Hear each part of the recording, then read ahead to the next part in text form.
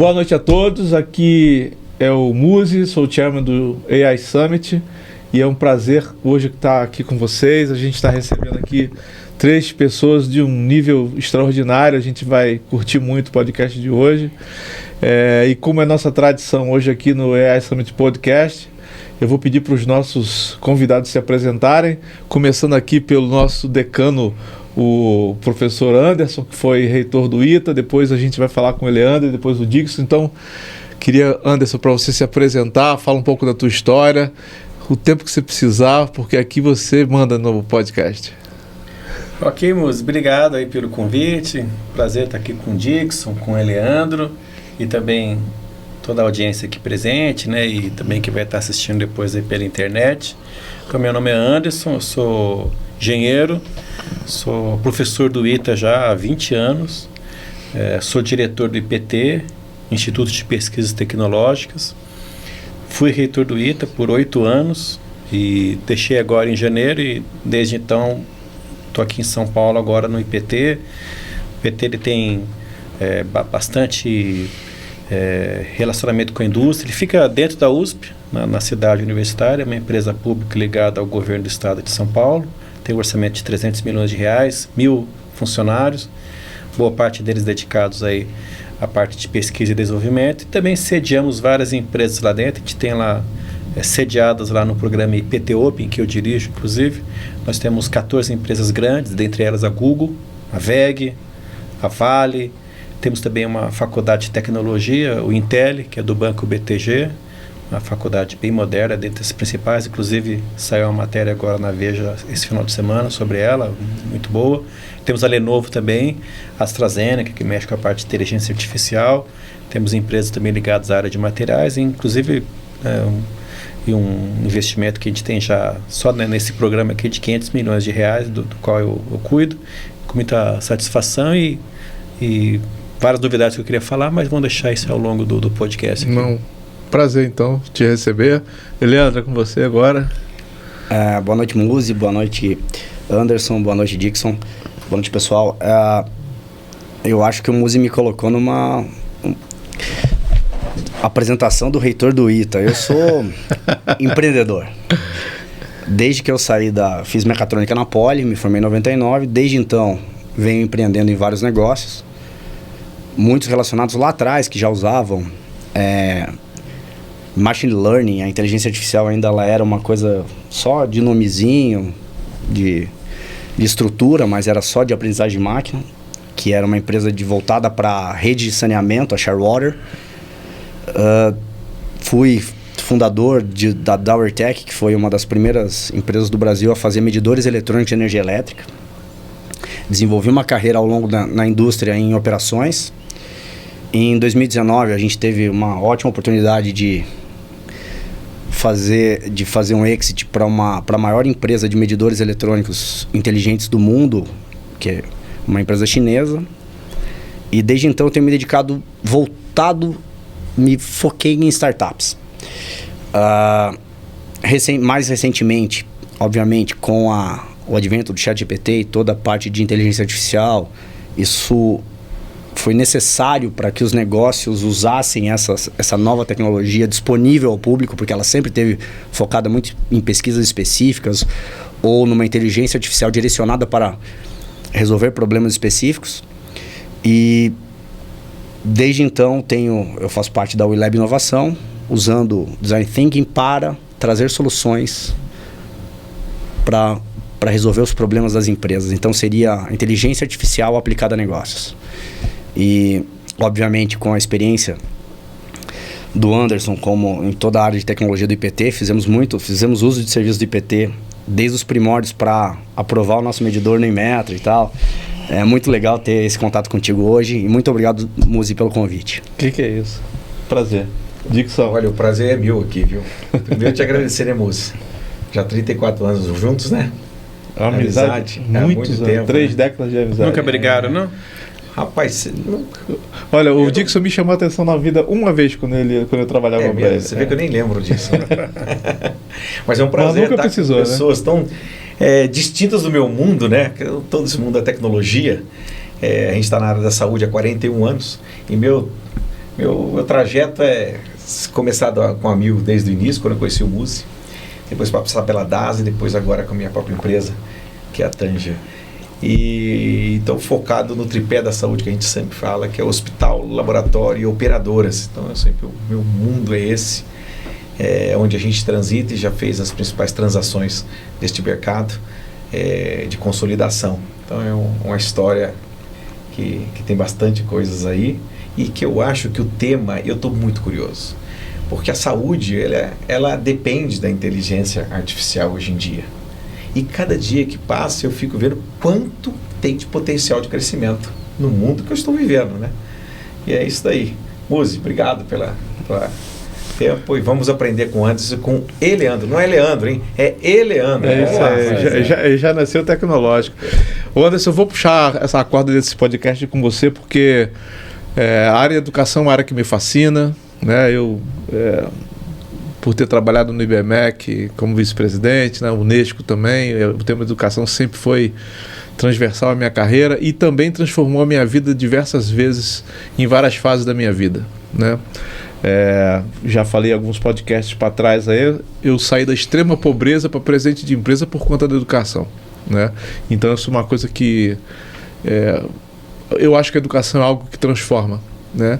E a gente tem no Brasil um problema crônico com relação à educação, né? Porque se você tirar o ITA, tirar a Poli, se você tirar a Unicamp, começa a faltar dedo para você falar de ensino de qualidade no Brasil, né?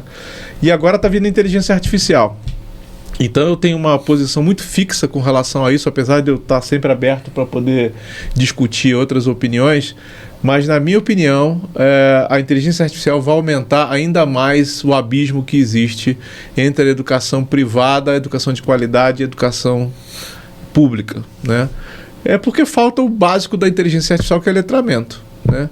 Ou seja, até para você poder escrever um prompt simples lá, se você faz um prompt equivocado no que diz respeito à ortografia, você tem um resultado completamente diferente daquilo que se precisa ter como resultado final. Você, como homem de educação, como professor, como ex-reitor do ITA, como ex-presidente da CAPES, agora no IPT, eu queria ouvir você falar sobre isso. Eu estou errado na minha percepção ou a inteligência artificial é o contrário, vai ajudar a aproximar e a melhorar a educação no Brasil? Então, lá no ITA a gente tem um modelo de ensino que tradicionalmente a gente não fiscaliza os alunos durante as provas. Então isso aí é... Na AFA também, né? Na AFA, né?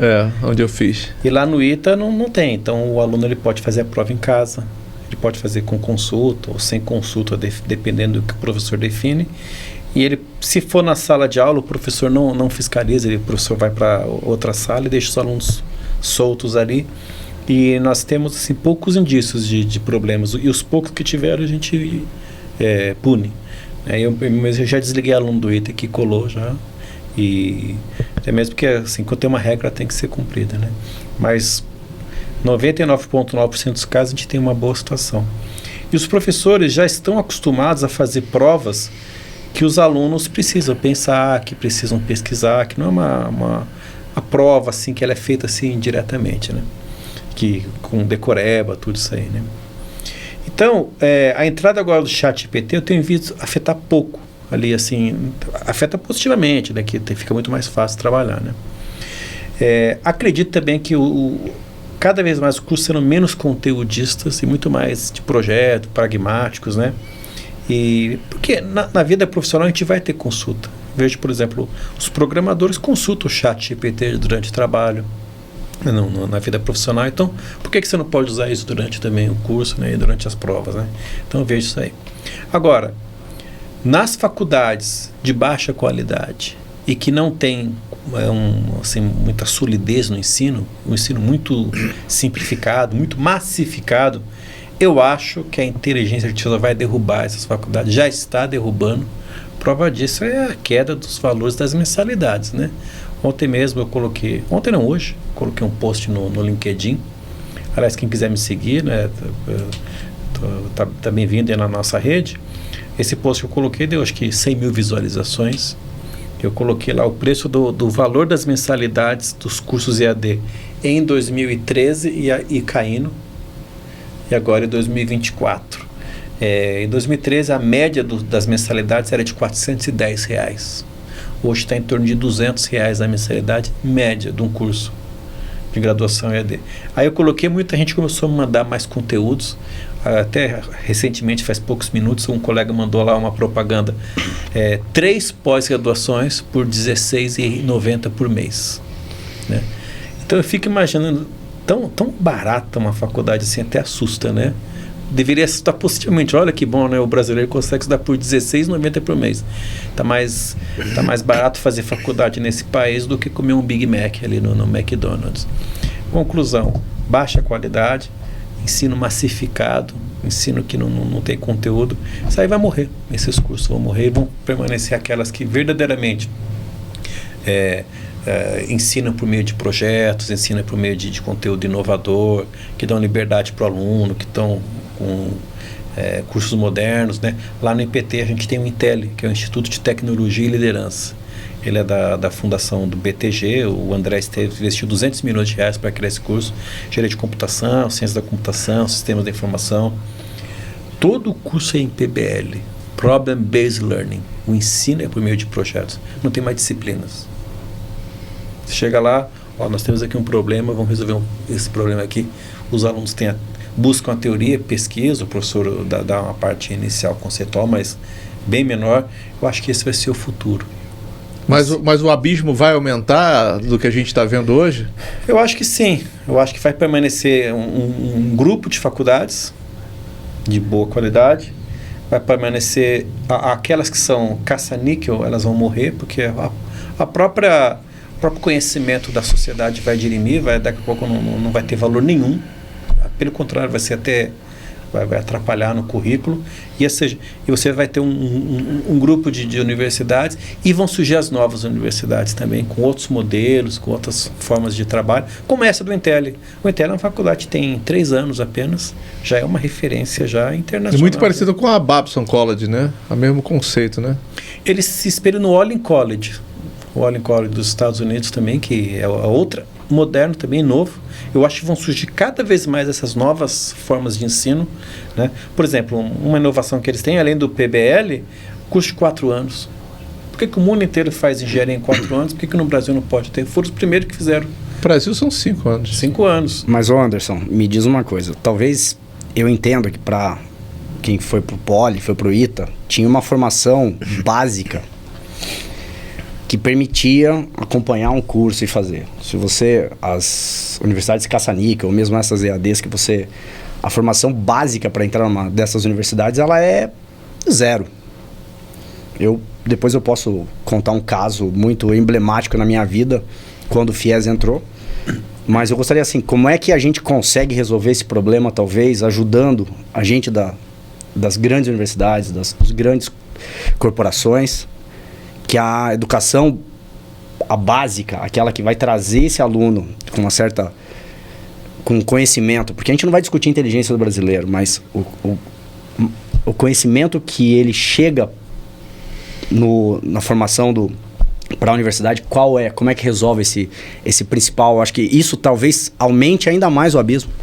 Eu tenho uma posição sobre isso, também já discuti em alguns fóruns de discussão. O problema do Brasil, na minha opinião, e o Anderson pode conferir, o Dixon também, que trabalhou na AMIL, que sempre incentivou a educação, né, Sim. Dixon? A educação continuada, para mim. Era impressionante. A HSM nasceu dentro da AMIL, só para você ter uma ideia. Intercâmbio de conhecimento. Então, o que acontece? O Brasil não tem projeto de Estado na educação, tem projeto de governo. Então, assim, se a gente não mexer na educação básica, ensino básico e fundamental, a gente vai ter o que a gente chega hoje, com as pessoas chegando na faculdade sem saber fazer um raciocínio lógico, sem escrever uma redação de forma correta, sem fazer uma conta de 1 mais 1/3. Eu estou fazendo doutorado, e uma das aulas que eu faço na USP é com humanidades digitais, e o professor fez esse teste em sala de aula. Qual é o resultado de 1 mais 1/3? E turma de doutorado, sem saber resolver essa questão. Você está entendendo? Então, assim, o problema do Brasil está muito antes de faculdade, de mestrado e doutorado. Se a gente não cuidar, estou interferindo na tua linha de raciocínio, tá? Na minha opinião, eu acho que a inteligência artificial tem dois pontos, um positivo e outro negativo com relação a empreendedorismo e educação. Na educação, precisa focar na educação básica antes de falar de inteligência artificial, enquanto no empreendedorismo, já falei no podcast anterior e vou passar essa bola para você agora. Talvez no Brasil, que é um país de gente muito criativa, seja a maior oportunidade que já passou nas nossas mãos de empreender. Porque a inteligência artificial está empoderando as pessoas nesse sentido, né? Através de inteligência artificial tem gente que já está com muitos empregos. Então, concordo. Aproveita aí e discute. Pontuando sobre a educação básica, acompanhando um podcast anterior, eu fui até consultar o nome para não errar, o Dalmer Sella. Ele colocou que deveríamos, nessa política de educação, talvez olhar para frente, porque a gente fica tentando copiar os modelos, o modelo coreano, tentando copiar os modelos educacionais que já foram. E talvez fosse um momento de parar e olhar para o futuro e olhar qual é o profissional, qual é a formação que eu tenho que dar para as pessoas, porque hoje estão todas conectadas, mesmo as de baixa renda têm alguma forma de se conectar à internet, de buscar aprendizado, tem a criatividade junto. E sobre empreender com inteligência artificial, ou mesmo sem, hoje você tem ferramentas que você não precisa ir muito mais que eram antigamente. Eu tenho que ser um desenvolvedor de software para conseguir trabalhar com tecnologia.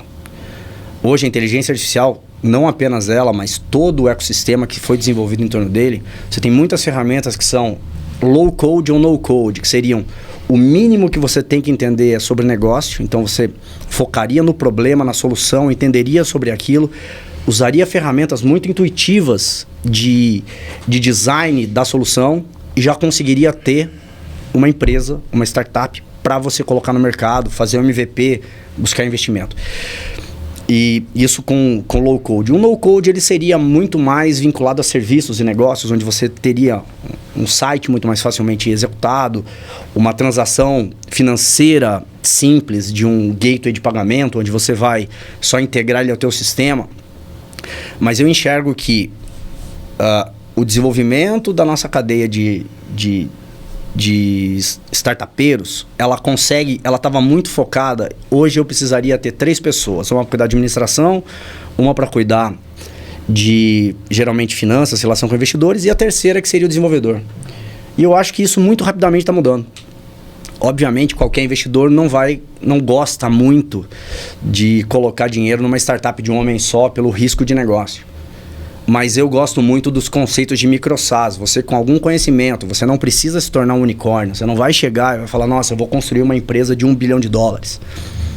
Só que, será que eu não consigo ganhar mais dinheiro no mercado, fazendo um softwarezinho, resolvendo um problema meu que muita gente tem, e vou ganhar o dinheiro suficiente para ter uma vida legal, sem que eu tenha que buscar toda essa cadeia de investimento?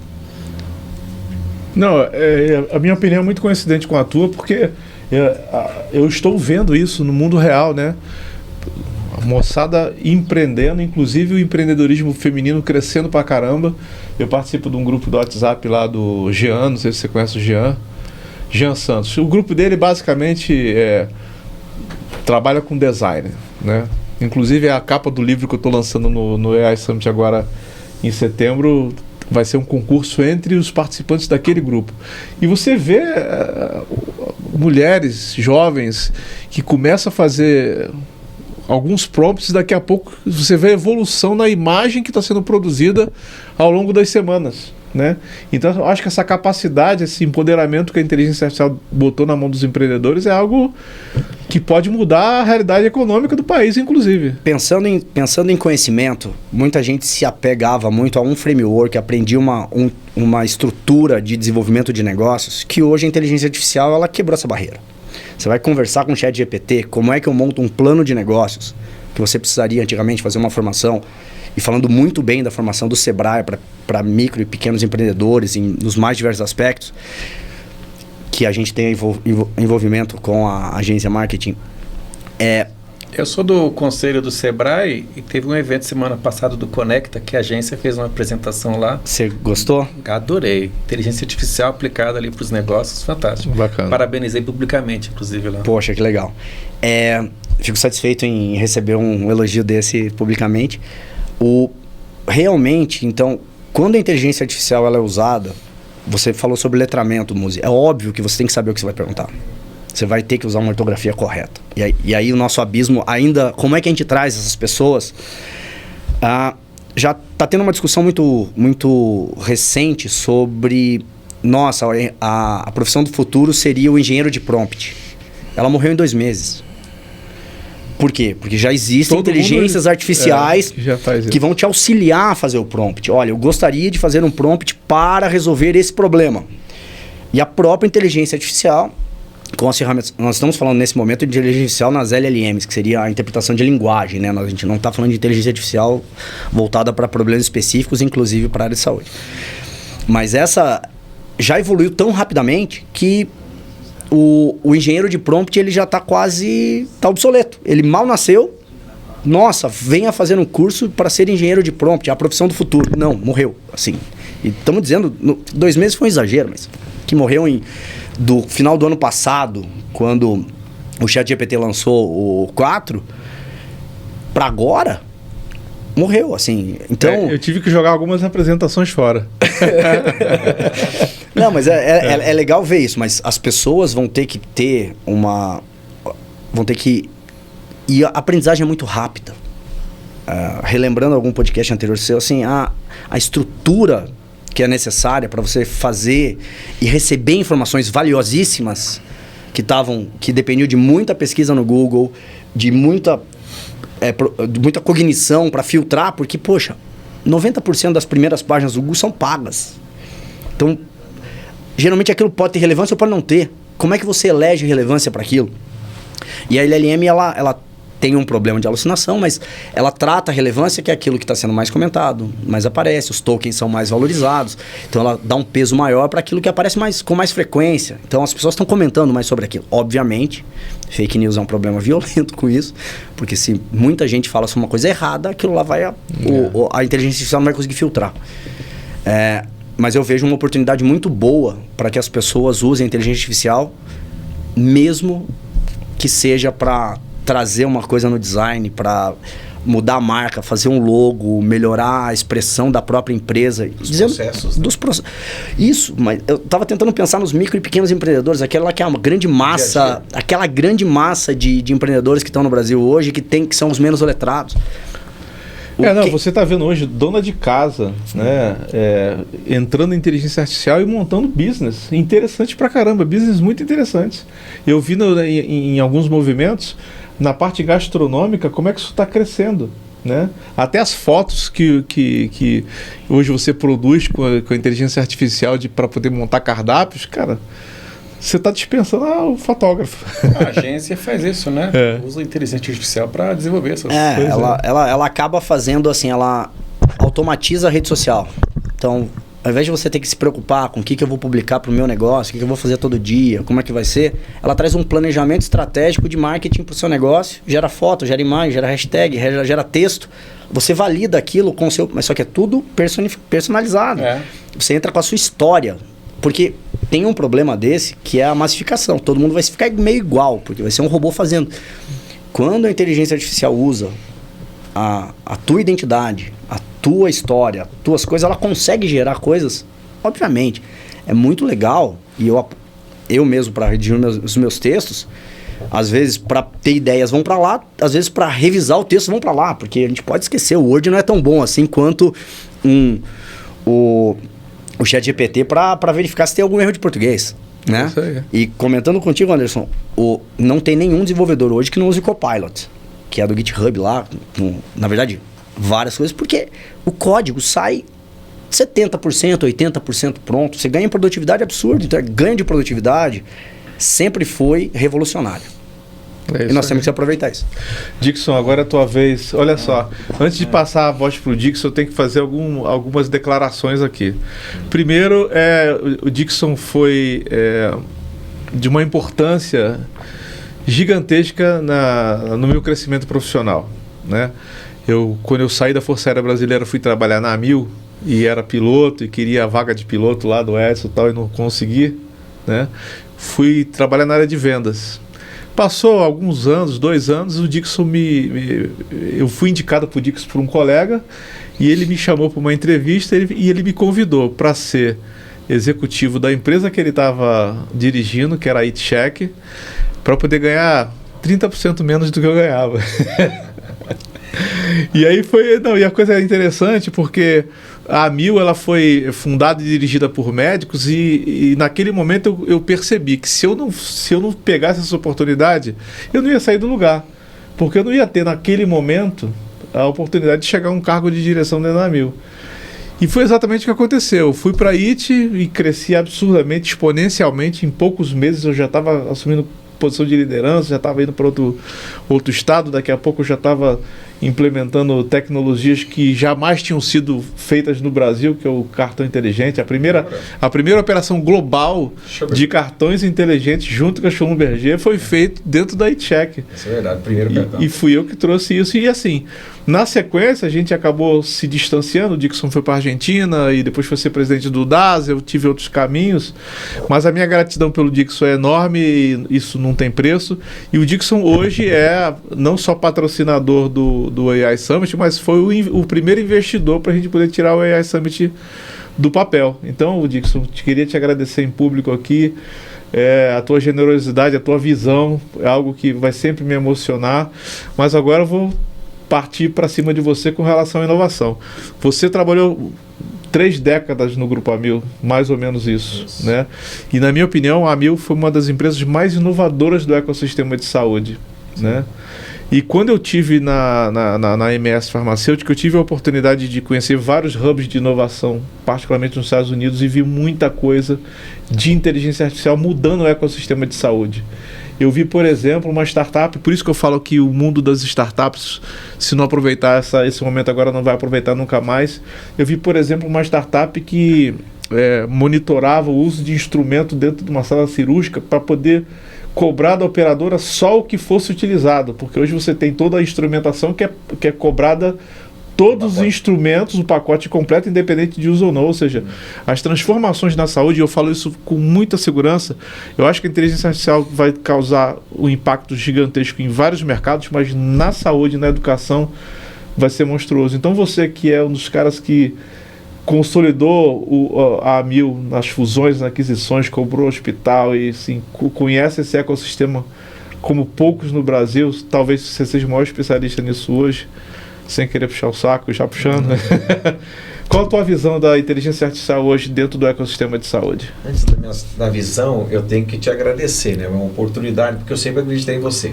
Desde há 34 anos, quando chamei você para um desafio, porque você sempre foi inovador. Foi o primeiro vendedor naquela época que tinha boy e secretária.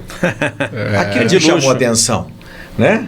E por quê? Ele sabia envolver a inteligência dele naquela época e aplicar junto aos seus clientes. Então ele tinha um atendimento diferenciado com os demais. Falei, aqui você pode fazer história. Então acho que... E você sempre foi inovador, sempre te admirei pela tua inovação. Todos os passos que você fez em qualquer uma das empresas que você já passou, dos projetos que você teve, você usou inovação. Então, quando eu olhei... Primeiro você falou assim, eu tenho um projeto. Eu falei assim, não interessa qual seja o seu projeto, o que vale é que a gente tem que incentivar para ser um negócio diferente. Hoje eu vejo que você me vendeu uma coisa e eu estou vendo uma outra transformar, e é uma tendência das coisas acontecendo, né? Então eu que te agradeço por tudo isso daí, pela confiança, e espero estar apoiando cada dia mais a tua inovação nos processos. Já pega o cheque de 2025, o Muzi, depois dessa. Não tenho nem dúvida. O Muzi falou, eu faço. Tá ótimo. Então isso.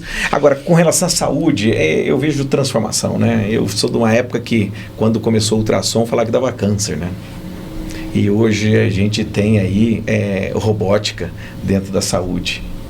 E o que vale é o seguinte, a inteligência artificial veio para ficar ou vai ajudar muito mesmo a educação e a saúde. Essa base que a gente precisa para a gente ter uma escolaridade mais superior, porque hoje eu vejo médicos formando e médicos com dificuldade básicas, porque não aprenderam. Eles vêm aprender na residência, eles vêm aprender da especialização. E é onde a gente está sofrendo, porque a gente tem, na área de reprodução humana que a gente está se dedicado agora, a gente vê a necessidade dos médicos ter uma base boa. Isso é igual um profissional, porque quando vocês começaram da base, ela é fundamental para a gente desenvolver.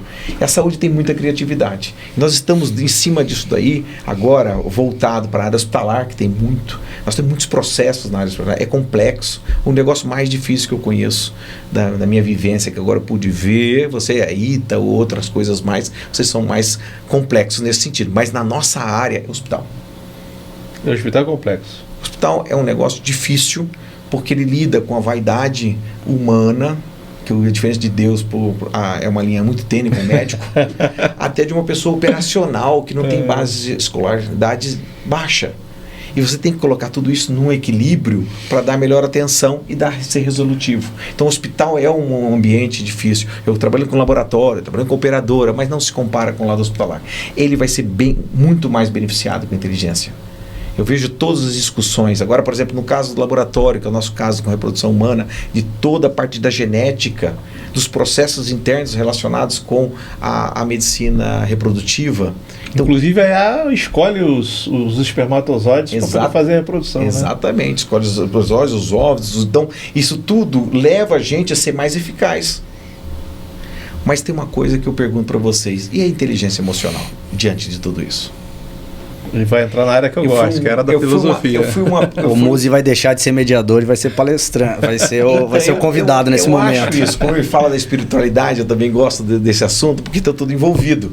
E por um outro lado, como vai ser isso? Porque eu fui uma pessoa, a gente, dentro lá da Tanger, eu não sei quantas empresas nós buscamos de health tech para a gente poder inovar nos nossos processos dentro dos nossos clientes, que a gente faz consultoria estratégica e dá base para esses investidores da área da saúde na Tanger.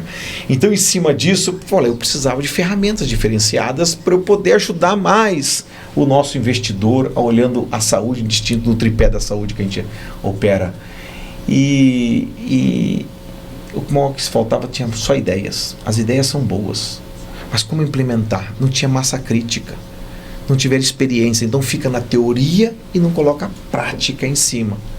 E eu vi poucas health que a pessoa tenha equilíbrio emocional para tocar aquele negócio e fazer virar. Todo mundo só sonha com unicórnio quando você colocou. Mas tem tantas coisas básicas a serem resolvidas que a gente tem que dar preferência para isso. E ninguém quer resolver o básico, todo mundo quer ser o bilionário do momento, a capa de revista do momento. Então, a gente tem que dar essa oportunidade. Então, é onde eu estou vendo os processos todos da inteligência artificial ajudando essa base para a gente ter negócios mais colaborativos para a sociedade. Ô Dixon, vocês chegaram a fazer projetos de inovação aberta, onde você tem um problema e leva para a sociedade, as startups se mobilizam para alguém tentar resolver o problema e você vai? Ou você sempre ia buscar uma solução que você já tinha desenhado internamente numa health tech? Eu sempre fui buscar solução. Eu fui conhecendo, eu tenho um hábito de abrir e conhecer as health techs no mercado para a gente ver o que a gente pode trazer de inovação para os nossos clientes. Mas aqui isso é uma evolução do ecossistema brasileiro de inovação, onde hoje tem vários ecossistemas de inovação aberta, onde você leva o teu problema, você não leva porque você desenha dentro de casa, você não sabe, você não está no... Você sabe do que está acontecendo. Os hackathons vieram para isso, né? Inclusive. Isso. Mas começa assim, né? Mas isso é ótimo para o desenvolvimento, pensando na estratégia do Brasil de se posicionar, ou tentar recuperar o tempo perdido, ou mesmo não aumentar esse abismo que o Muzi colocou, que mesmo as empresas tenham conhecimento e se conectem nesses ecossistemas, porque eventualmente você levar o problema, vai vir uma solução que você nunca tinha imaginado. E provavelmente vem de uma health tech menor, que vai conseguir te prestar um serviço mais rápido, mais pronto, dedicado ao que você faz. Porque quando você já busca a solução no mercado, você, claro, já teve um grande desenvolvimento, grandes discussões lá dentro que não estavam olhando para o teu problema. Mas tem um problema nisso aí. Quando eu trabalhava na MS, eu era o diretor de inovação e de fusões e aquisições. E eu tinha um caixa parrudo para poder investir em startup. Eu recebi pessoalmente, analisei mais de 200 decks de investimento durante 12 meses. Sabe em quantas eu investi? Dá um chute. Eu vi o podcast. Você viu o podcast, né? Uma empresa. Ou seja, o empreendedor chega despreparado para buscar um investimento. Ele não sabe demonstrar o fluxo de caixa, ele não sabe demonstrar o tamanho do mercado, ele não sabe demonstrar o que ele vai fazer para poder expandir a sua operação. Enfim, então a gente tem um problema grave aqui, diferente dos Estados Unidos, que é a nossa própria incompetência de transformar ideias em negócios. Então chega muita coisa que tem uma ideia bacana, mas quando você vai ver a estrutura não tem. Eu acho que agora quem deveria ajudar isso era o Anderson, mas e ainda com a tua experiência, eu vejo o ecossistema de inovação no Brasil melhorando muito rapidamente. Mas eu acabei de falar isso. Isso. Então, tá melhorando e muito. Mas... E eu gosto muito. O IPT tem programa para apoiar as startups, porque a gente, como a gente tem todo esse ecossistema de grandes empresas e os grandes laboratórios do IPT lá dentro, nós criamos um programa com o Sebrae, inclusive, que chama Sebrae for Startups, junto com o IPT. Só na área de tecnologia. Então a gente tem 2 linhas, inteligência artificial e tem a linha de biodanomanufatura. O que a gente faz?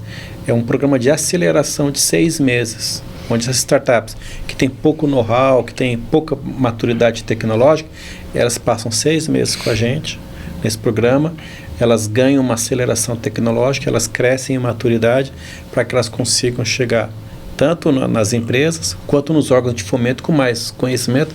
Esse programa já atendeu 171 startups já. Foram 4 edições. Mas investiu nas startups? Elas conseguiram de investimento, depois desse programa, na média, não todas, porque a gente selecionou algumas, né? 12 milhões e meio de investimento elas conseguiram, depois desses programas. Então mostra assim, que elas estão assim... mais estruturadas, né? Está ajudando para que elas se estruturem. Bom, deixa eu pedir então aqui rapidamente um break para o meu amigo Carlos Melo e para o Fabiano, para a gente poder falar desse assunto no próximo bloco. A gente vai inaugurar inclusive uma vinheta nova, então por favor, Carlos, traz o nosso break aí. Até daqui a pouco. O futuro está aqui e o Brasil está na vanguarda da inovação.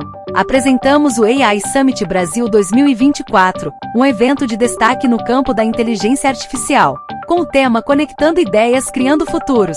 Reunimos os maiores especialistas para compartilhar conhecimentos e discutir o desenvolvimento ético e inovador da inteligência artificial, fomentando o conhecimento avançado, promovendo a colaboração e explorando aplicações práticas. Não perca essa oportunidade de estar na vanguarda. Inscreva-se agora. Visite aisummit.org.br para mais informações. Pessoal, boa noite. Estamos aqui de volta com o AI Summit Podcast. Essa primeira etapa, o primeiro bloco foi muito intenso, passou um pouquinho da meia hora, como é a nossa tradição aqui de fazer o break com 30 minutos, mas a gente não podia parar o que a gente estava conversando aqui. Mas agora no segundo bloco vamos ter coisas mais pesadas, né? Mais intensas para poder a gente discutir. Eu, logicamente, vou querer começar com o Anderson aqui na nossa ordem alfabética comum, mas depois eu quero que o Dixon também vai falar um pouquinho e o Eleandro vai nos ajudar a provocar essa discussão aqui. Por que as operadoras não se falam? Por que o ecossistema de saúde não está interligado, né? A interoperabilidade não funciona no Brasil ainda. Mas antes de falar nisso, Anderson, você foi reitor do ITA, você está no IPT, você é professor do ITA ainda. Por que o ITA não tem um curso de inteligência artificial, né? A gente tem aí o exemplo da Universidade Federal de Goiás, que está tendo um sucesso danado com o teu xará, professor Anderson também, que está sendo muito bem avaliado, muito bem qualificado. E como leigo nesse sentido, né? Por que não foi criado ainda um curso de IA dentro do ITA? Me traz um pouco de curiosidade. Então eu queria que você falasse um pouquinho qual é a tua percepção disso, se o ITA já está pensando em entrar forte nesse segmento. Fala pra gente um pouquinho. Não, legal. Bom, em primeiro lugar, porque o ITA é lento, né? O que eu quero dizer com lento? A gente tem 74 anos de idade, em média nós criamos um ano por década. Então, o primeiro foi de engenharia aeronáutica, em 1950, depois um ano depois eletrônica, 51, década de 60 mecânica, década de 70 infraestrutura aeronáutica, década de 80, 90 computação e agora em 2009 engenharia aeroespacial. Então nós só temos 6 cursos. Então você vai criando de forma lenta, né? Engenharia de computação é o mais procurado. Nós temos 150 vagas, agora vai abrir 180 porque colocou mais 30 para o Ceará, mas das 150 vagas, a maioria quer computação. Como a gente tem um equilíbrio, a gente não pode colocar todo mundo em computação. Mas se abrisse, eu acho que 80% ia querer fazer computação. Quando a gente foi criar agora a unidade do ITA no Ceará, eu fiz parte da comissão, né, óbvio, né, como reitor, é uma comissão do Ministério da Educação e do Ministério da Defesa. E nós decidimos criar 3 novos cursos. A gente pensou em criar inteligência artificial, nós trabalhamos nessa possibilidade. E aí acabamos decidindo em criar engenharia de energias renováveis, por causa da energia eólica, solar, hidrogênio. Decidimos criar biotecnologia, ligado assim, um setor aí que vem crescendo bastante no país e no mundo. E criamos engenharia de sistemas ciberfísicos, muito por conta aí que lá em Fortaleza, todo o entrocamento das fibras óticas vem por Fortaleza, vem da Europa, né, e distribui o resto do Brasil. Por que nós não entramos em inteligência artificial? Vou falar uma das razões. A gente não identificou, à época, pelo menos, quando a gente estava trabalhando, um curso em nível internacional de engenharia que você conseguisse ter um conteúdo suficiente para você ser um curso de bacharelado, né? Talvez pós-graduação, tudo, mas a gente não conseguiu identificar, eu não conheço isso da Federal de Goiás, com que você conseguisse justificar. Eu vi curso de tecnologia, eu vi curso de pós-graduação, cursos rápidos, mas não um full de engenharia só para inteligência artificial. Essa foi a nossa identificação. Agora, o que a gente fez na graduação, a gente criou os minors. A gente tem 5 minors lá no ITA. E um deles é de Data Science, que a gente dá aberto para todos os alunos de graduação. É um curso complementar de graduação. Temos um de robótica também, temos um de bioengenharia, mas a gente não conseguiu identificar aqui um curso. Você acha que dá assunto para você criar um curso de engenharia em inteligência artificial? Eu acho que sim. Eu acho que é muito importante a gente perceber o seguinte: você está falando que você dá saltos tecnológicos a cada 10 anos em termos de criação de novos cursos. Eu acredito, a minha crença é que nós vivemos hoje numa época de hiperconectividade. A inteligência artificial não é a internet, né? A internet demorou 20 anos para poder evoluir. A inteligência artificial está evoluindo a cada trimestre, né? O ITA tem que acompanhar isso. As grandes universidades brasileiras têm que acompanhar a velocidade dessa evolução, né? Se não tivesse conteúdo suficiente para ser ministrado para formar alunos de inteligência artificial, a gente não tinha aí o próprio caso da Universidade Federal de Goiás, que já está na 2ª turma com muito sucesso.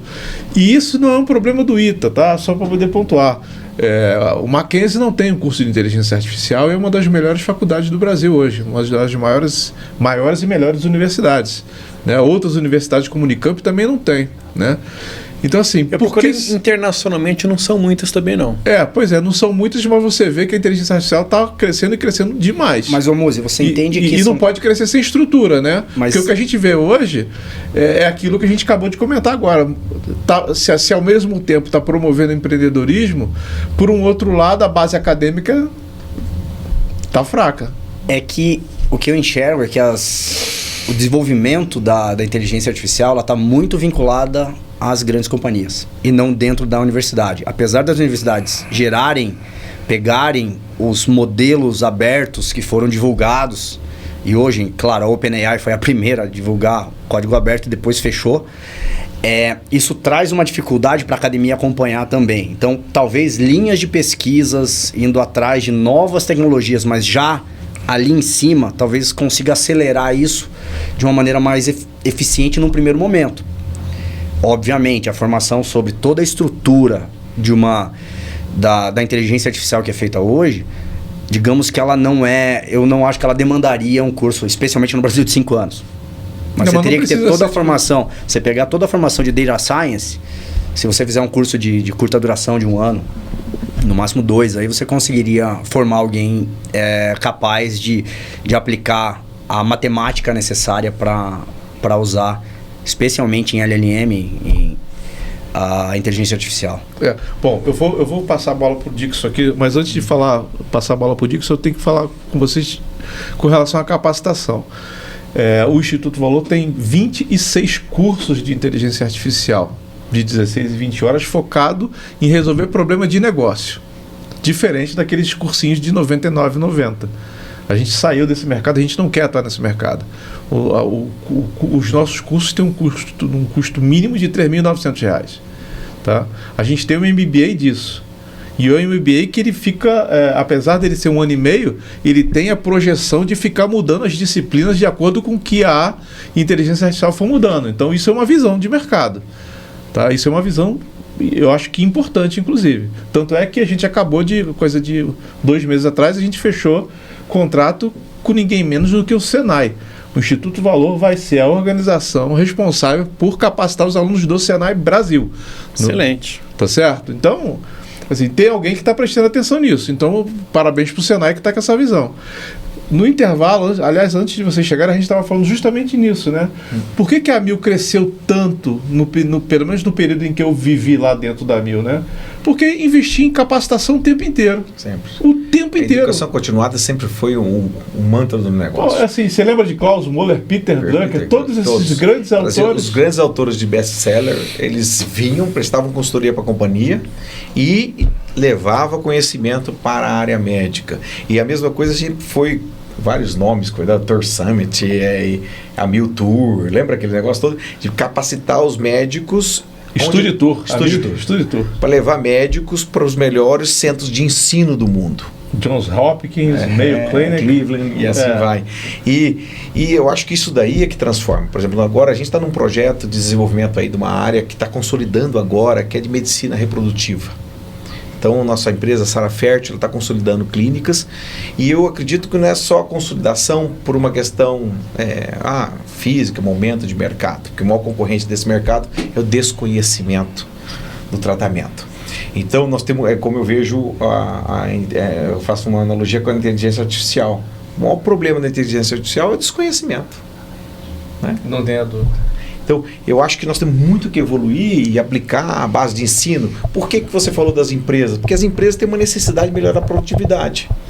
Então, eles estão mais abertos a aplicar a inteligência agora, porque realmente ajuda e colabora. E agora vem a parte de ensino para dar continuidade, dar perpetuidade a essa nova modalidade. Em cima disso, a saúde. Então, mostrando para um caso nosso, que a gente não está preocupado com a clínica, eu estou preocupado com a jornada do paciente. Desde o momento que faz a criopreservação ao momento do baby home. Porque tem toda uma cadeia de processos, de informações que a gente precisa consolidar para melhorar a produtividade. Se gasta muito ainda na saúde. Você acha que a inteligência artificial vai ajudar assim, a acelerar a descoberta da cura de doenças? Não tem nem dúvida disso. Ou seja, doenças que você imaginava que só ia ter a cura daqui a 20 anos, você trazer para mais perto agora, vamos supor assim, daqui a 1 ano, 2 anos, descobrir novas curas aí. A grande prova disso foi o quanto de tecnologia foi utilizada para ver a vacina. Eu só acho que a gente tem que fazer só uma pontuação, assim, que muita gente, quando pensa em inteligência artificial, remete ao ChatGPT e aos interpretadores de linguagem. É isso aí. A inteligência artificial utilizada em medicina para fazer cruzamento de moléculas, ela é uma área que já estava muito desenvolvida e ela não tem a ver com essa área da inteligência artificial.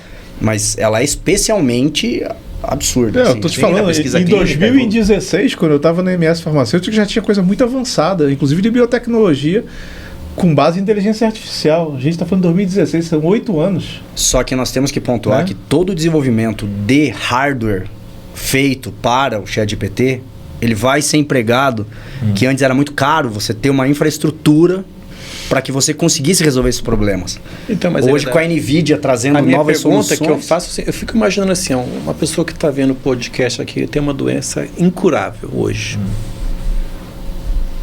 Imagina que daqui a 1, 2, 3 anos, com tanta aceleração da inteligência artificial, eu vou conseguir descobrir a cura dessa doença e colocar um medicamento para salvar essas pessoas. Já deve ter muita pesquisa em andamento disso. Pesquisa clínica, tem muita evolução muito grande com relação. Ainda mais, a pesquisa clínica está voltada, está se voltando para o Brasil agora, com relação à miscigenação que tem no país. Então isso leva a uma capacidade, é muito mais barato também desenvolver a pesquisa clínica aqui. Então acho que é um campo para a inteligência artificial muito grande, o próprio Brasil na pesquisa clínica. E a gente tem que acelerar os processos, porque dados nós temos. Vou usar um exemplo que eu visitei um professor na Federal de Santa Catarina que ele trabalha junto com Harvard, ele só trabalha sistemas de simulação de viabilidade de células-tronco para resolver. Aí eles tentam trazer para uma infinidade de enfermidades. Isso. Então, poxa, tem um cara da tecnologia desenvolvendo aplicações em inteligência artificial em células-tronco. E você fala, mas ele é o biólogo, ele é o cara que está lá fazendo testes? Não. Ele fica simulando cenários com diversas moléculas. Acelera os estudos infinitamente. É igual o diagnóstico, por exemplo, quanto acelerou na época da pandemia com relação à telemedicina. Eu lembro muito bem que até fevereiro nós tivemos temas assim, numéricos com relação à liberação, que o Conselho o Conselho Federal de Medicina, ninguém aprovava. E depois de março tudo foi aprovado. E hoje, quanto ajuda o diagnóstico precoce com relação à telemedicina? Quanto evita de logística com relação a tudo isso? E agora imagine esses dados, quando eu estava comentando aqui no break, quando a gente falou de dados que a gente tem, o excesso de exames muitas vezes que a gente realiza e eles não são compilados para uma mesma utilidade para diagnosticar. Ô Dix, qual que é mais seguro? Um exame diagnosticado por inteligência artificial hoje ou um exame que o médico lá fez lá no passado, sem nenhum conhecimento, fez ali no papel de pão, sem olhar direito e te dá o diagnóstico aqui? Eu acho que é a mesma coisa você perguntar para mim o Fusca, a tecnologia do Fusca, a tecnologia de um carro, BID, né? Eu acho que existe duas situações. Claro que a inteligência artificial vai ajudar muito. Quanto mais dados você tem, quanto mais conhecimento que você tem, melhor. No passado você vai falar assim, tem médico de família que diagnostica muito mais rápido que o médico atual, porque o médico agora depende do exame, ele olha para o paciente e fala assim, teu problema é esse. Então o conhecimento que a pessoa tem, os dois juntos são importantes, né? Não tenha dúvida. Aí quando você fala inteligência artificial, é inteligência emocional. Eu vou puxar esse caso é muito importante do que você falou e o Anderson também. Eu há bem pouco tempo tive influenza, né? E aí fui na clínica e a médica que me atendeu em 10 minutos, porque no serviço público são 5, mas no privado são 10, né? É uma vantagem competitiva danada. E a dona lá me pediu lá uma ressonância magnética. Ou tomografia, uma coisa dessa aí. Eu fiz o exame, tive o resultado e eu tinha que dar o retorno X dias depois. Só que antes disso, eu passei o resultado do diagnóstico para a namorada do meu filho, que é médica. E é uma médica nova, não fez residência ainda, né? E quando ela bateu o olho no exame, ela identificou um problema no meu coração. Coisa que, depois que eu apresentei esse exame para a médica que me atendeu, que era uma médica já devia ter mais de 50 e poucos anos, ela não bateu o olho nisso. Então, assim, tem que ter uma certa tolerância com relação à evolução da medicina, porque o olho clínico do médico ainda tem um peso gigante. Não tem dúvida. Entendeu? Então a gente não pode subestimar a inteligência artificial aplicada à saúde, porque ela vai ajudar, principalmente na área de radiologia, por exemplo. Eu acho que se existe um setor que vai ser fortemente impactado por IA, é a área de radiologia. Já tem aí médico falando que não quer mais fazer radiologia, porque vai perder espaço para IA. Mas a interpretação do médico tem um peso gigante mas ainda. Mas, Muzi, imagina um médico experiente já olhando, eu sugiro que você observe isso e aquilo. É isso que vai entrar. A produtividade, a eficácia do que ele vai fazer, ele vai destacar o que ele identificou. Não tem dúvida. O IA não precisa assinar o laudo. Imagine cruzando essas informações com seus exames anteriores. Quando ele falou, detectou um problema cardíaco, mas com um banco de dados de prontuário único, ele vai chamar e vai buscar, olha o que aconteceu há 20 anos e como você está hoje. Essa integração dos dados que é o grande desafio. Não, e assim, além disso, você tem que perceber o seguinte, a médica que a gente acabou de falar aqui agora, ela tinha todas as condições, pela experiência que ela já tem, de ter identificado outros problemas. Mas ela devia estar querendo olhar para outra coisa. Pois é. Quando você está com o foco no teu... Ela não olhou globalmente, provavelmente. Ela olhou, poxa, ele chegou com esse sintoma, com aquilo, eu vou olhar para aquilo ali. Isso é verdade. Ela teve o toque de emergência. Isso. E não o toque de análise maior, né? Como mas... no caso, o médico de família, ele já olha de forma holística para você. Mas eu agradeci muito a namorada do meu filho. Parabéns, viu, Luísa? Você foi fantástica. Você já mandou lá, prescreveu. E olha, exame médica de... nova, teve boa médica formação, nova, hein? Boa percepção. Eu acho que a gente vai precisar de umas 2 horas. Ele falou de prontuário único. Esse é o sonho de quando eu já tive contato um pouquinho, muitos anos atrás, com a ideia da implantação de um prontuário único, porque daí o paciente é acompanhado, ou a pessoa é acompanhada, e aí pensando em design thinking, da experiência, para todos os agentes do setor de saúde, sejam públicos ou privados, ou de exames, ou mesmo para quando você vai fazer um tratamento de fertilização, se você trouxesse o histórico da vida inteira. Não tem dúvida. Hoje existe, mas hoje muito do banco de dados da empresa, daquela rede, ou agora da rede, né? Com a consolidação tem muitas redes, mas não de forma que todos possam buscar aquele interesse daquele CPF e trazer, porque muitas doenças surgem e você pode pré-diagnosticar e avisar o próprio paciente. Vou fazer uma provocação para o Muzi. Não, a gente está no Open Banking, um dos mais evoluídos do mundo nesse segmento. Se a gente pensasse num sistema aberto, claro, com toda a privacidade que o Open Banking tem, para sistema de saúde, juntando público e privado, eu acho que todo mundo, e mesmo o custo do nosso setor de saúde seria muito inferior. Tá, deixa eu te falar então, essa pergunta para mim era a que eu esperava para a noite para a gente fechar esse podcast. Em 1992, eu acho que você já estava na Argentina. Tenta relembrar. Não, estava na IT ainda. Estava na IT 93, ainda? 93, fui para a Argentina. 93 foi a época que eu fui para a França de férias com a Solange, com a minha amada esposa Solange, tá certo? Para tirar férias, porque a gente tinha acabado de casar, eu tinha passado... Não, você já estava na Argentina, porque... Não, 93. Bom, whatever. Lá eu conheci a Schlumberger por acidente, porque eu estava lendo, na época que eu estudava na EPICAR, a língua oficial estrangeira não era o inglês, era o francês. Né? E aí eu comecei a ler uma revista lá no hotel e vi uma reportagem da Schlumberger montando um lugar chamado Smart Village, que já estava começando a desenvolver todos os projetos de cartão inteligente. E já naquela época, o sistema de saúde francês já guardava prontuário médico no cartão inteligente. Isso mesmo. Lembra disso? E eu tentei trazer isso para mim. Inovação. E eu tentei trazer isso para mim. Ninguém entendeu. Coisa de não, posso falar, eu fui negado. Claro. Eu fui, a Mil não aceitou, aí trouxemos para a IT e fomos a empresa inovadora no Brasil. É isso aí. O tal hoje cartão com chip. Que já não precisa mais. Mas o ticket de alimentação. Mas isso aí vai ficar, essa informação vai ficar dentro de uma instituição. E seria interessante para esse tipo de tratamento... Estou falando do Open Banking, que hoje todas as instituições financeiras têm acesso a todas essas informações, se você assinar o termo lá. Para a saúde seria espetacular. Olha só, complementando essa ideia. Entendo o seguinte, esse cartão inteligente, ele guardava todos os seus dados de saúde e só você liberava o acesso. E uma empresa de saúde não ficou interessada. Aí foi uma empresa de ticket. Você está lembrado? E olha quem comprou. Uma empresa estatal, a Telerge. Que comprou a nossa ideia de implantar cartão alimentação. Aliás, ganhamos uma licitação porque nós falamos que ia trazer uma tecnologia. Não, notório saber, não tinha licitação, a gente fez sozinho. É verdade, porque era inovação. Não, e assim, a gente transformou uma indústria inteira. Posso falar? O Ticket se interessou em comprar IT por isso. Porque o Ticket, não sei se você pegou nessa época, o nosso Ticket antigamente era de papel. Sim. Você pegou isso. Sim. Né?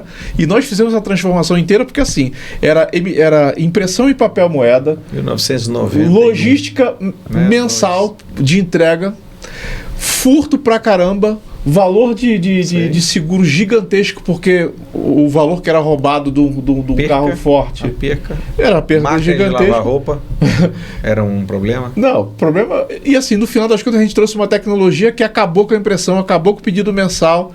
E assim, a gente trouxe uma inovação tão violenta porque não tinha sistema na época. Pô, isso é um caso legal de contar pra caramba. Não tinha sistema de interconexão entre fornecedores. Carrefour, lembra? Não tinha ninguém que conseguisse. Mas a grande vantagem do sistema é que você é o portador. Se eu tenho a informação e estou carregando comigo, ela tá em nuvem já. Não, agora, não, né? Mas naquela época, não. O em nuvem foi uma piadinha. Ela já está sendo disponível quando eu preciso. Isso. Se você carrega o cartão inteligente contigo, eu vou no médico aqui, eu vou no médico lá e libero a informação, ela já estaria disponível para o médico na hora. Vamos combinar que isso é muito mais o interesse de cada operadora e de cada hospital do que propriamente a tecnologia, porque a tecnologia permite você concentrar as informações num único veículo. Você precisaria fazer, como eu estou falando do Open Banking, foi uma iniciativa governamental junto com os entes privados para ter acesso à informação para melhoria de crédito de cada cliente. Se você pensar numa iniciativa pública que traga essas informações para melhorar todo o sistema de saúde, vai cair custo das operadoras, vai cair custo de todo mundo. O teu processo de fertilização, se você tivesse o histórico da vida inteira, da família inteira, olha só a informação que você teria. Seria mais preciso. Nossa, você teria um resultado muito melhor, você traria muito mais pessoas para poderem usar o seu sistema. Hoje tem tecnologia para isso, não tem? Porque... Não, hoje tem. Não, eu só lembrei do Open Banking porque ele é muito recente e ele quebrou paradigmas. Como é que uma instituição financeira vai fornecer dados para outra instituição financeira, sendo que ele pode transferir os recursos para aquela outra? Eles entenderam que para todo mundo é melhor. Mas isso está muito mais ligado à concessão de crédito do que outra coisa, né? Para ele te vigiar. Não, esse foi o objetivo. Talvez tivesse que vir de uma política governamental. Da saúde tem o tal do Serasa Positivo para a gente, né? Todo mundo gosta de falar o cliente que gasta muito, né? De forma desordenada e dá prejuízo para a operadora. E o que não gasta? O cliente positivo, isso daí não é divulgado, né? Não tem o intercâmbio disso. Meus amigos, a gente já está indo já para quase 70 minutos aqui de podcast. Eu acho que a gente vai bater o recorde de permanência. Então eu vou começar a fazer a rodada final de perguntas aqui, só para a gente poder dar um fechamento bacana. Como eu falei no início, falei aqui em off, a gente sempre no finalzinho faz um jabazinho do AI Summit, porque é por causa dele que a gente está aqui. Então, Anderson, começando por você foi o segundo que acreditou no projeto. O primeiro foi o Dixon, que botou o dinheiro, né? E não só botou o dinheiro, mas me deu a visão do que eu precisava fazer. Então, mais uma vez aqui, minha gratidão eterna pelo Dixon. E logo na sequência, você já se juntou a nós, fez parte da comissão de organização, já começou a agitar o mercado lá para poder tentar trazer possíveis patrocinadores, participantes. Então você ofereceu a sua história de vida, a sua credencial como ex-reitor do ITA. Na época você era reitor ainda, nem lembro. Estava na transição. Na transição, né? Do que a gente começou lá atrás, há 5 meses atrás, e agora? O que você acha da sua participação no AI Summit? Você que não só faz parte da comissão organizadora, mas vai ser um dos nossos palestrantes. Queria que você desse seu depoimento aí para a gente poder gravar nos anais do AI Summit. Eu acho que assim, o AI Summit era um projeto, né? E ele já está se tornando já realidade. Aumentou bastante o número de inscritos. Daqui a pouco você vai ter que pegar e segurar para não... Já estamos... Eu tenho visto algumas empresas me ligando, eu quero fazer parte do AI Summit. Ainda dá tempo, né? Então tá todo mundo já ansioso, aquela febre, né? E a minha participação também me ajudou muito também a, primeiro, tentar trazer membros das instituições que eu atuo, né? Como no ITA, né? E no IPT, né? O pessoal está bem empolgado ali. O pessoal tá querendo participar, vai participar. E também a Universidade Mackenzie também, né? Que vai ser lá dentro, né? E eu já vejo já os professores, os alunos querendo estar envolvidos. Então vai ser um grande sucesso e parabenizar. Acho que o Dixon está certo. Quando fala que tudo que você põe a mão dá certo, então esse vai ser mais um que vai dar muito resultado. Dormindo 4 horas por noite, né? Transformando inspiração em trabalho. Leandro, sou um admirador seu. Você sabe disso, a gente quase montou um business junto, a gente ainda vai montar. Vamos. Mas você que acompanhou lá atrás e viu até agora, qual foi a evolução que você viu nisso aí? Muzi, primeiramente agradecer pela participação aqui, o Dixon e o Anderson, que eu não os conhecia, é muito legal. Olha, a expectativa do AI Summit é a melhor possível. A iniciativa ela é completamente diferente das ações que a gente vê sobre inteligência artificial, muito focadas em algumas empresas e alguns segmentos e algumas coisas. A pluralidade de palestrantes, as visões que vão ser trazidas, as coisas que que vocês vão abordar no AI Summit, elas trazem, inclusive na tua primeira provocação, com o objetivo de tentar diminuir o abismo, que se hoje já é grande, ele pode aumentar infinitamente com relação ao resto do mundo e o Brasil. Que o nosso objetivo sempre será, e tem sido ao longo acho que da carreira de todos aqui, fazer e desenvolver aqui no país. Então, A iniciativa é ótima, os palestrantes já estão confirmados, são muito bons. Para quem ainda não acompanhou vários podcasts, tiveram outros palestrantes que passaram por aqui, devem pegar no YouTube e ver de novo, porque os podcasts foram muito, muito legais. Eu tive a oportunidade de assistir todos. Então, parabéns, Muzi, pela iniciativa. Anderson, como um dos palestrantes e também apoiador. Dixon, já como primeiro financiador do projeto. Parabéns e muito obrigado a todos. Você é um homem de visão. Dixon, você é suspeito pra caramba pra falar, eu né, acho que é o seguinte, não é a questão do financeiro, não. É acreditar na tua iniciativa. Que aqui alguma coisa sai diferente. Então, eu esperava uma coisa, eu estou extremamente feliz de ver o quanto, o nível de palestrante que está, a forma como você está fazendo. Nós já estamos pensando em 2025. Já estamos planejando. E você fica dando spoiler aí. Não, vai sair. Mas não, o que é bom, repete. Contamos com o seu bolso. Não tenho nem dúvida disso. E eu acho que o mais importante é saber que você montou de um jeito e hoje tem quantas empresas buscando para eu quero colocar um stand, eu quero desenvolver, transformar num evento completamente diferente, dando um lado comercial importante, um peso para aquilo. Então acho que parabéns aí, Anderson. Eu aprendi hoje com você e com a Irlanda bastante. Então muito obrigado aí. Eu acredito em educação. Eu acho que a gente tem que evoluir muito para ajudar. Mas sabe o que eu aprendi com você hoje? Uma piada que você fez, né? Você falou assim, tem médico que ele se acha como Deus, né? Mas outro dia eu estava passando em frente de uma igreja e vi uma plaquinha lá, Jesus salva, Jesus cura, Jesus liberta. O médico salva, o médico cura, né? Acho que é por isso que ele tem essa visão, né? Porque na hora mais difícil da vida a gente vai no médico, né? Então acho que tem esse lado aí, né? E nós somos subordinados às decisões dele, né? Por isso que vamos capacitá-lo, vamos colocar. Por isso que no próximo 2025 a meta é a gente ter mais painéis da saúde. É muito vasto. Hoje, talvez um Summit Health. Hoje a gente já tem lá, assim, a Tanger, quando resolveu patrocinar o AI Summit, logicamente a gente montou um painel especial por conta do Bernardo. Exatamente. Ele disse, olha, eu quero um painel só nosso. Isso. E foi um desafio grande, porque todos os painéis são... tecnologia. Tem uma diversificação grande, né? Como é o próprio AI Summit, é uma diversificação de temas muito grande. Perfeito. Mas o painel de saúde, vão ser 2 painéis de saúde. Então tem um painel onde você vai ser o mediador, com 5 ou 4 palestrantes, e depois a gente vai ter o do nosso patrocinador, que é a Reddor, junto com o Dr. Giovanni Serra, que é nosso amigo pessoal. Não tenha dúvida. Que é um dos maiores nomes da medicina do Brasil hoje, né? E que acredita em tecnologia e inteligência artificial há muito tempo. Montou o primeiro hub de inovação em saúde do Brasil, enfim, então ele... O mestre na radiologia. O mestre da radiologia, né? Enfim, então, mais uma vez agradeço a participação sua, do Leandro, do Anderson. Essa caneca, posso levar para casa? É de vocês. Opa, um brinde aí. Sucesso aí. Sucesso. Um evento abençoado. Água aí, viu? Se Deus quiser. Eu sempre coloco Deus à frente da minha vida. Então, mais uma vez, eu agradeço a Deus aí pela oportunidade de estar aqui com mentes tão brilhantes, o Anderson foi um apoio incondicional desde o início. Eu e o Leandro, a gente deu liga logo da primeira vez que a gente se conheceu e foi uma pena a gente não ter conseguido botar o projeto no trilho, mas eu ainda acredito que a gente vai achar um meio de fazer isso. E Dixon, minha eterna gratidão. Eu sou fã seu. Tamo juntos. Pô, é o único cara que sabe a minha data de aniversário, nunca errou. Exatamente, nunca esqueci, né?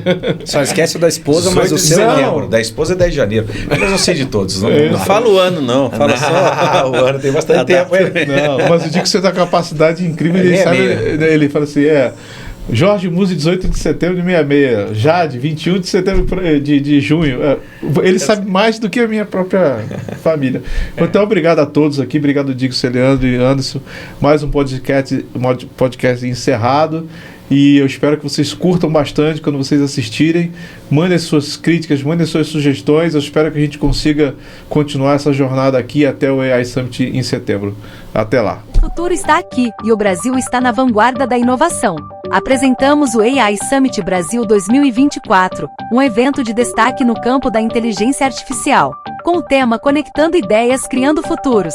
Reunimos os maiores especialistas para compartilhar conhecimentos e discutir o desenvolvimento ético e inovador da inteligência artificial, fomentando o conhecimento avançado, promovendo a colaboração e explorando aplicações práticas. Não perca essa oportunidade de estar na vanguarda.